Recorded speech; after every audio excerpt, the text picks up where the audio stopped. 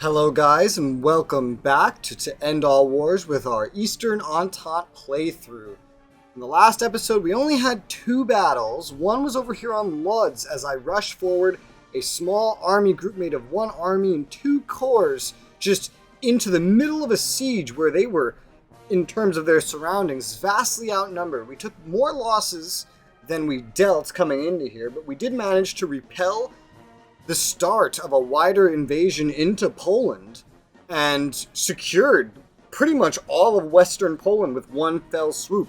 In fact, one more turn and I do think that Lodz really would have fallen. But thankfully it didn't, because this is one of our only defended locations in all of Western Poland. The only other battle happened over in, right here, northern Austria-Hungary.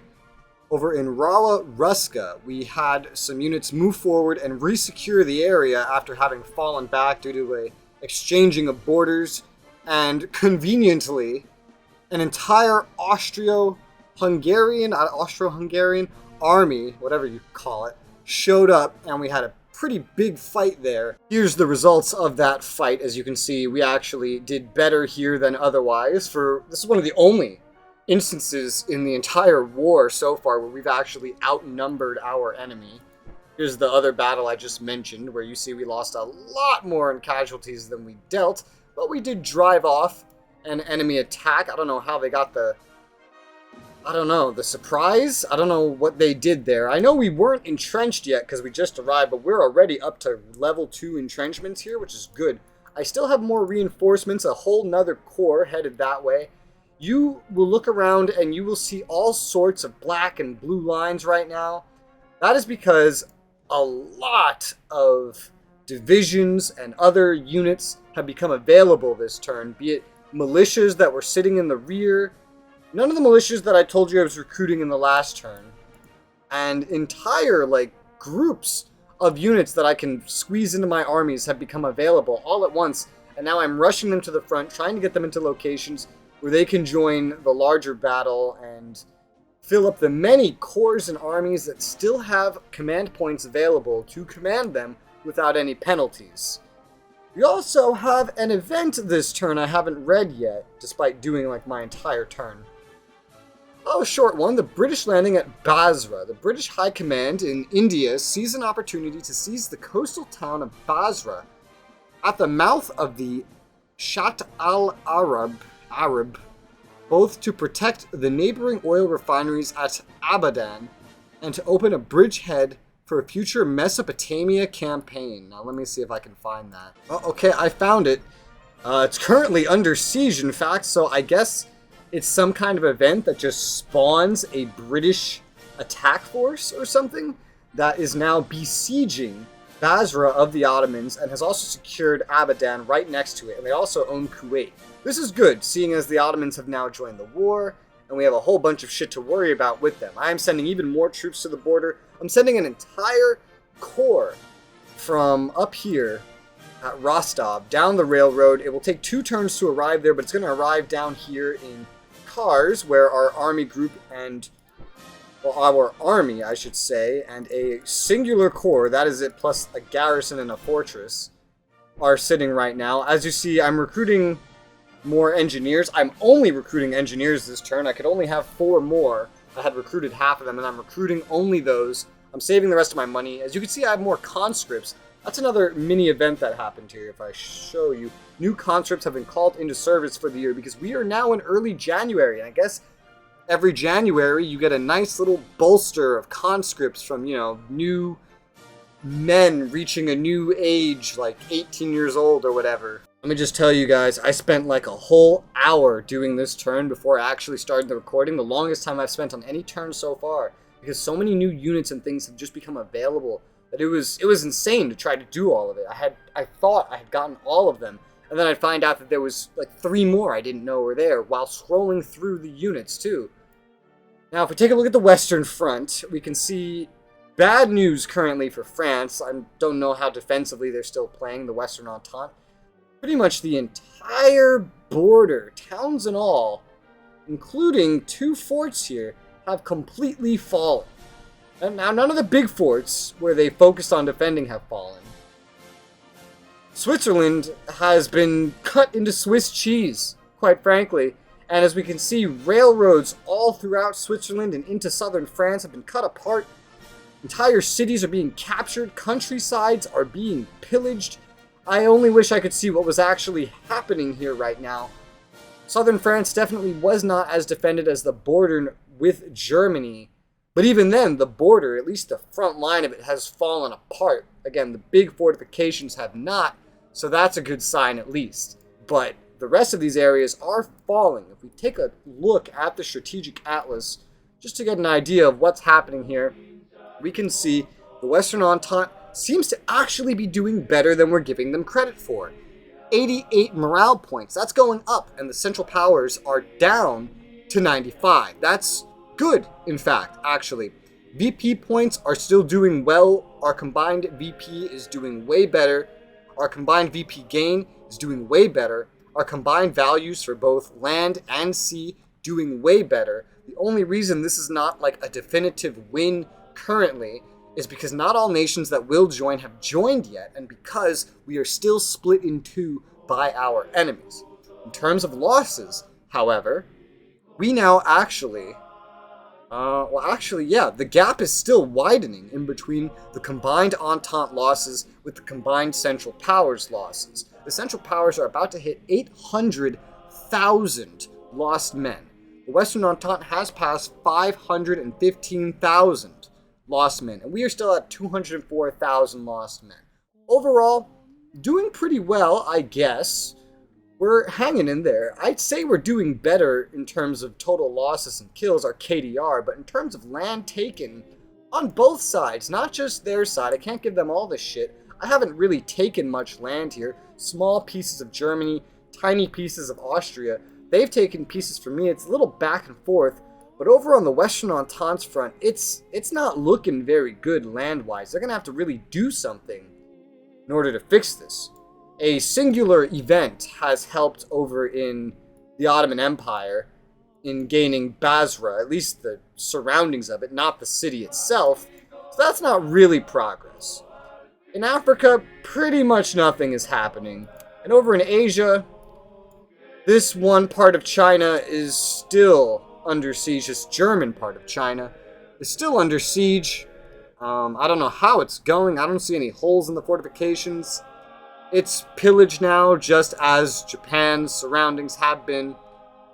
Either way, I believe the Japanese will win there in time. The Japanese are in this game, as they were historically, compared to Germany, pretty OP in this region. Now, in terms of what's going on my turn, other than this big fuckfest of movements that I pointed out, I mean, look at this. This is only a fraction of what's moving. It took me so long to do all of this. Leaving out the microcosm, let's just talk about what's happening macro-wise, because it's a lot easier to sum up other than, like, oh, I'm sending this unit, this fucking reserve division, down over here to meet up with this unit and join this army group, because I could go on with that for the next hour. Like this group of little, what do you even call them, commanders, are trying to meet up with this guy, so I could see if maybe I could make some groups out of them. There's like a grouping system. I don't know if it'll work. I don't know why I'm sending 2 of them to test this out. Really, I shouldn't risk 2 of them going into like an active conflict zone just to test that out, so you know what? I won't. But, generally speaking, there is a German commander over here, as we can see, Otto von Bello, and he's currently in the region, I wish I could zoom in more, of Rossini? I don't know. But our HQ leader, Veliki Knyaz Nikolai Nikolaevich, I can't say it. That's a hell of a name. He's over here with another corps. He has 2 Finnish corps right next to him. I'm putting a couple of these units, any that are activated on the offensive, and I'm sending them down to Rossini. I'm keeping the ones that are here, and we're going to try to attack this German reserve corps led by Otto here. Hopefully we will catch him. More than likely he will retreat, but hopefully we will do some damage, because whether we get a good KDR on it or not, we have superior firepower in the area, and ideally I want to completely resecure every area north of Memel, and then head south into Memel, and push south into Germany this way along the coast, whereas this group here is going to Vladislavau. I can't say these names. He's going to repair the railroad here, retake the village here, and he's going to head more southerly into Germany here. This army group is still so out of whack, it's going to take several turns before I get them fixed up.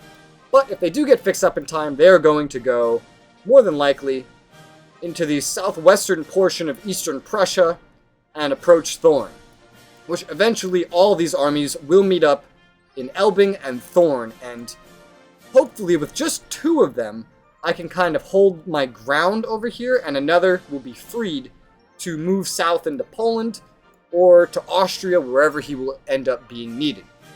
Now, speaking of Poland, the army group that secured Lodz is going to sit in Lodz and wait for its reinforcements. It's still the winter. I cannot afford to be very offensive yet, because just moving through the snow takes a whole lot of cohesion, it takes a whole lot of supplies, it's just not very easy to do. So I'm trying to sit put anywhere that I see that they have units so that I can trick them, I guess, into coming after me so that I can take advantage of the weather to deal as much damage as possible.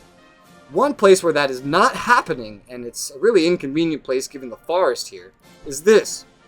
This army group that spent so much of its time over here in Lublin, sitting quietly, that has resecured Ivangorod for me, is now going to move south. It's actually going to take them 15 days to get there due to activation checks. Maybe more. Who knows? But it will take them 2 turns to get there. That's what I know for sure. There's nobody here, and I don't think there's anybody coming over here. So I don't think I need to worry too much. There is supply here that will travel from Ivangorod down to Arzen here into the city, which can accumulate supply itself. That is good. That is wonderful. So I'm hoping that I can just step into here and take the city without a fight, because as you can see, it's at kind of a choke point. It's at a rail line choke point in the middle of the forest, and that's very valuable. I don't want them to be able to rail anything else up here and then just go northeast or northwest into Poland without issue. I want to cut that off as soon as I can and then head south into whatever the fuck this is as soon as I can. There's all these other regions to worry about where they've stepped into, but I'm not trying to worry about those just yet. I'm trying to worry more about strategic locations that I can focus on more easily. Zamosk is still secured. Don't let this color fool you. It's just that they secured the countryside before they ran away. We are going to stay in Rara Ruska, and maybe they will attack us again. Maybe they will not. If they do, I'm pretty sure we will beat them because we outnumber them. And we have good entrenchment. And is it winter here? Yeah, it's harsh weather, snow. This is another area we are going on the offensive. I do have troops, cavalry, as you can see, heading in to reinforce them. It's one little cavalry group. But this entire army group here is going to head south into Zlakzau. God, I wish I was Slavic so I could pronounce these. It's going to head down here. I hate saying that. To hopefully, I believe this is also going to take 15 days because I can't take the rail line in there. It's also going to take 15 days. And we are going to arrive and hopefully snipe this city from behind them. I'm not too worried about reinforcements showing up because the rail line doesn't connect Zlak here to anywhere over here. They'd have to go south through Lemberg. And while they could still do that pretty quickly, since we're not going to arrive this turn, I have time to think on it. So it's not too bad. And then if we do take this, we could take a look at what's in Lemberg, which by the looks of it is going to be quite a lot and probably not an easy task. Nothing we're going to deal with in the winter. If I do move from this point during the winter, it's going to be east to secure this area. But Lemberg is, of course, a very important location. It's a strategic town, as you see, that we must take. So I'd like to set it up as soon as possible. And if there's chances for me to snipe cities like this without dealing with any kind of issues, let's say battles, then I'm going to, take advantage of that. Since Chotin is still protected by a fort that has artillery in it, albeit minor, I am going to leave this the way it is. My army here still has some cohesion and supplies that it can recover, and since it's sitting in a depot with it's not in the depot, but location with a depot, which I'm trying to show you, but failing. Just believe me on it, this location has a depot. It also has a level 5 city. I'm just going to let them sit here in the snow, in the hills, with their level 2 entrenchment, and dare any of these amassing armies nearby, these corps more than likely, to come on down towards me and challenge me. One thing to note before I hit end turn here is that in one turn, those 2 munition factories that I built a while ago are finally going to finish. We will get 10 more munitions producing each turn, which is good, because after I get a couple support things built that I want for pretty much all of my armies, I plan on starting to pump out more artillery for all my units, because I feel like it's going to become more necessary as time goes on. And by soon, I mean within the next 2 turns, be it medium artillery, heavy artillery, which I don't know if I'm going to do this just yet, or field artillery. Either way, we only have medium artillery at the moment, and all of our armies have one of these. I don't know if we have 13 main armies. I don't think we do, but I might just pump out the rest of these. As you can see, that would take some money, though. Going with field artillery would definitely be easier, and given how many of them I can have, I think it would be kind of neat to fill up as many of my corps as I can with these. But I also don't know how much command points these take, and I don't know how to find that out without making one. If they don't take any, I could fit one into every single corps that I have, which would be very useful.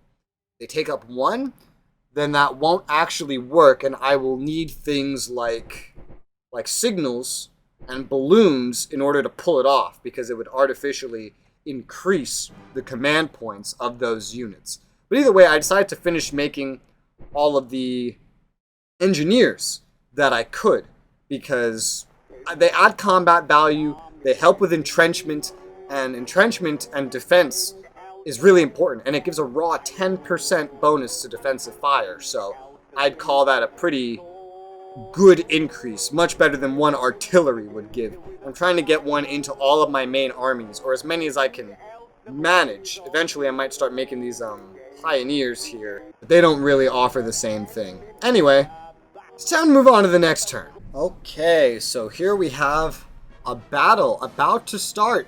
One that I told you I was expecting between our HQ leader, which I'm realizing is actually still a pretty terrible leader, and Otto, the leader of that corps.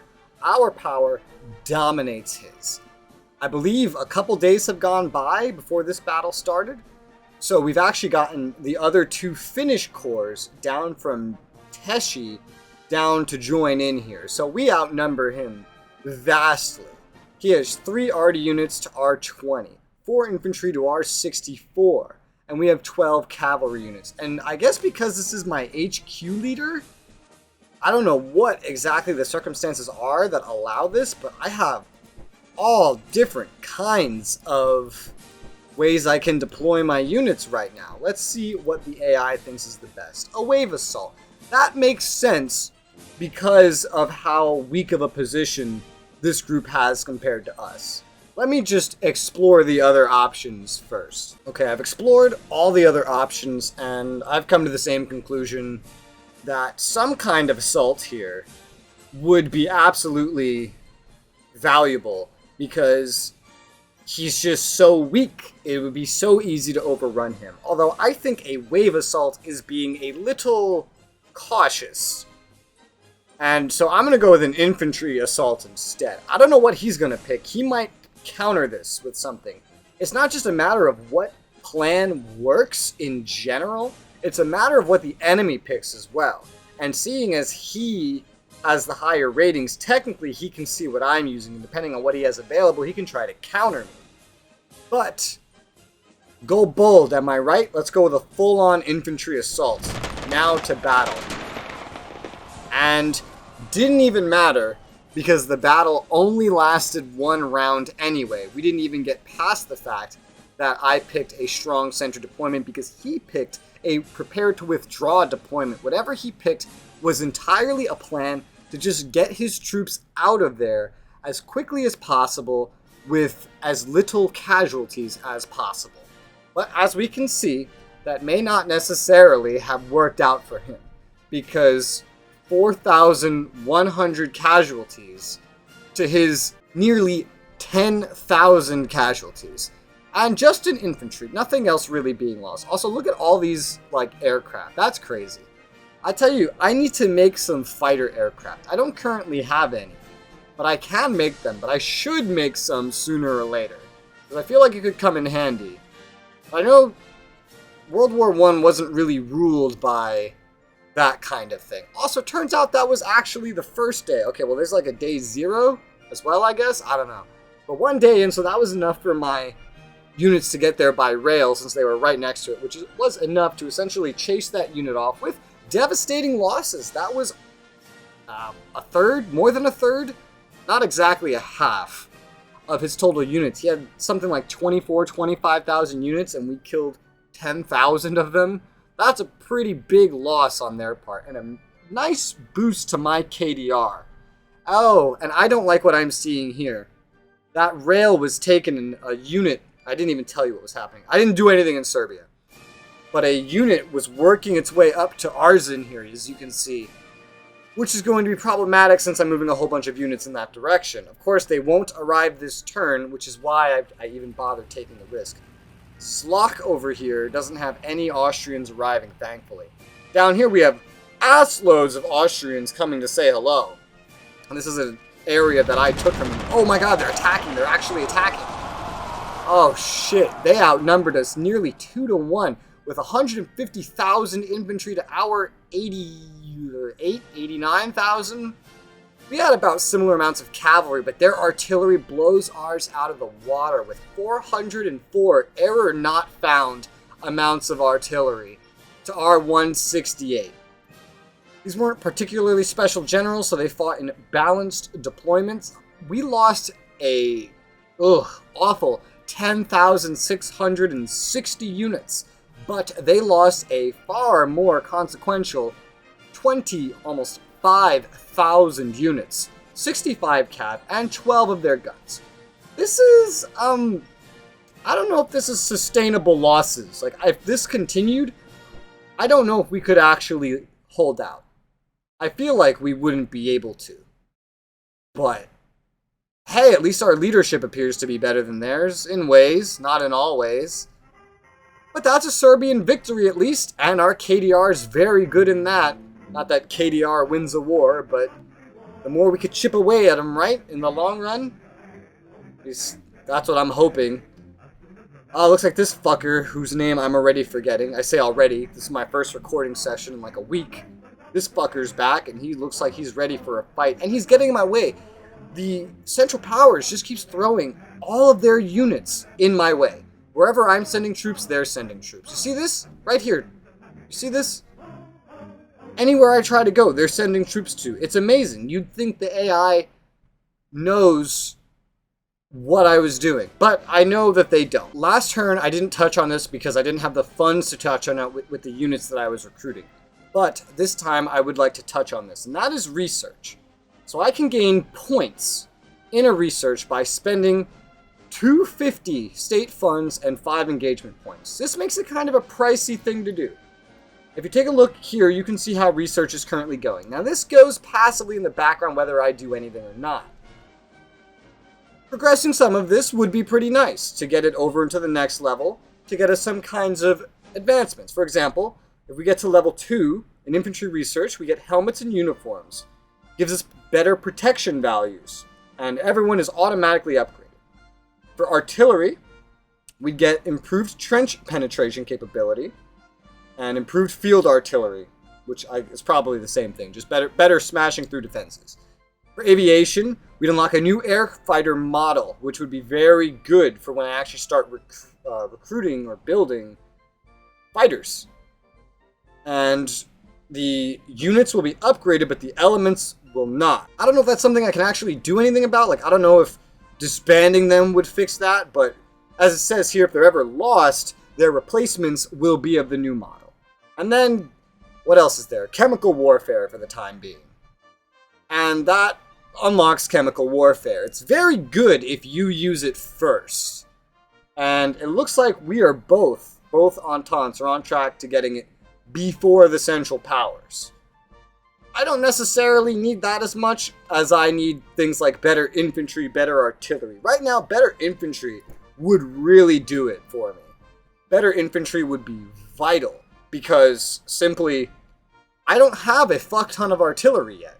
I'm not relying on planes, and whereas chemical warfare can be very useful, yes, you kind of have to know in advance when to use it. It's more of a strategic thing. Since I have the money, I'm going to use half of my money right now and 5 engagement points on funding infantry research just to see how it works. It should knock me over into level 2, I believe, and have me like 10% of the way there if nothing else happens.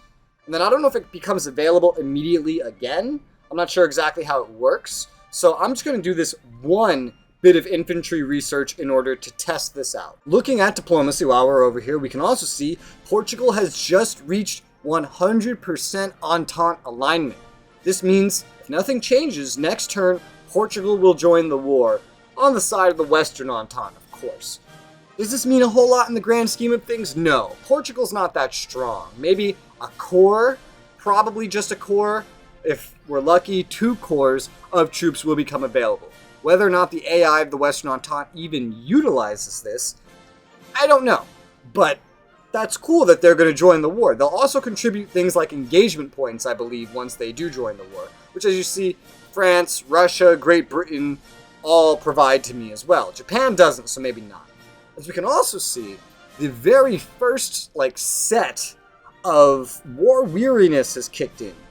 Germany, Austria, France, Russia, Britain, Ottoman Empire, Japan, Serbia, Switzerland, everybody involved in the war has just taken a hit of war weariness. And now what that does, if you take a look at us, rebels now have 1%. This is to indicate the population's lack of happiness with the war. And in terms of the Eastern Entente, a higher favorability to the alignment of rebels means a sooner Russian revolution, a sooner fall of Russia. You see why that could be so problematic for us. Speaking of problematic, our national morale has gone down. Ooh. Yeah. Okay.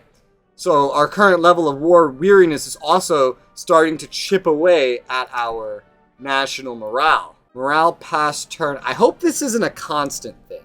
The Western Entente is at 85. I can't remember where it was last turn. The Central Powers went down. They were at 95, and they're down to 94.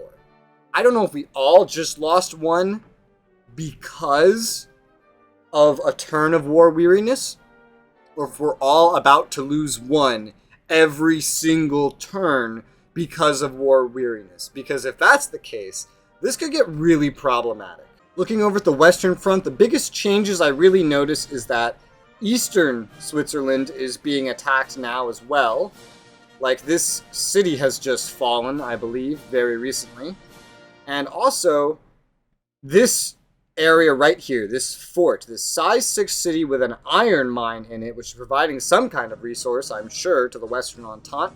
I'm sure I'll figure it out when I play as the Western Entente. Has a size 1 fort.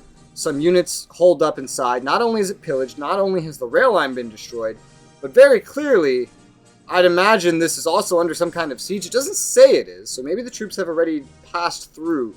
But clearly someone was here and did fuck up parts of the region, as we can see by this rail line being destroyed. And that's about it in terms of the world situation outside of our situation. And I didn't mention this last turn, but this German fleet has just been sitting here, blockading this random port that has absolutely nothing to lose for some weird, oh god, weird-ass goddamn reason.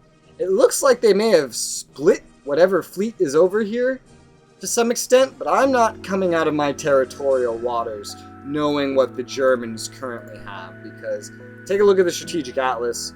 We can see that their naval combat power is still way beyond our own. In fact, the Western Entente combat power on land seems to be going up. It was at 128 last turn. It's at 130 now. I don't know if that's just from us losing troops or if they've built a bunch. More than likely it's from our losses in our previous battles. They may have had a pretty uneventful turn. But this is pretty, I guess, eventful episode. There was a lot to talk about, even though we really only got through one turn. But next turn, we will resume with everything that's happening on our front. We will get through that turn and then hop into the next and see how that goes. But for now, thank you guys very much for watching, and I'll see you on the next one.